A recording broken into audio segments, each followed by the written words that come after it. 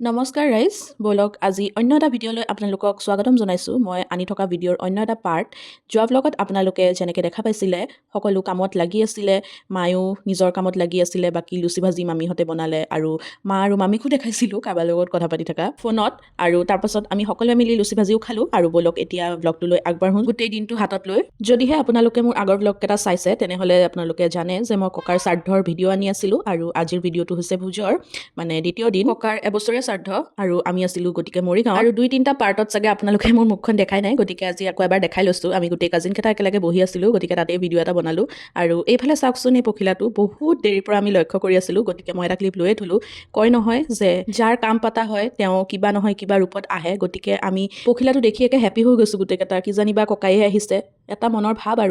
আৰু হয়ো পখিলাটো একে ৰাতিপুৱাৰ পৰা একে ৰাতি কাম বন শেষ হৈ যোৱাৰ পিছলৈকে তাতে একে জেগাতেই পৰি আছিলে গতিকে বিশ্বাস এটা আহিয়ে যায় দিয়কচোন যি নহওক এয়া দেখাইছোঁ বনাই থকাৰ ফালেও এবাৰ আৰু বনাই মেলি হোৱাৰ পিছত এয়া ৰাইজক খাব দিছে তাৰপাছত বাকী সকলো আপোনালোকে দেখা পাব কিন্তু নেক্সট পাৰ্টত আৰু আজিৰ কাৰণে এই পাৰ্টটো ইয়াতেই শেষ কৰিছোঁ আপোনালোকে কাইলৈৰ কাৰণে ৱেইট কৰক গতিকে লগ পাই আছোঁ নেক্সট পাৰ্টত তেতিয়ালৈকে ষ্টে টিউনড এভৰিৱান আৰু মোৰ চেনেলটো ছাবস্ক্ৰাইব কৰিবলৈ নাপাহৰিব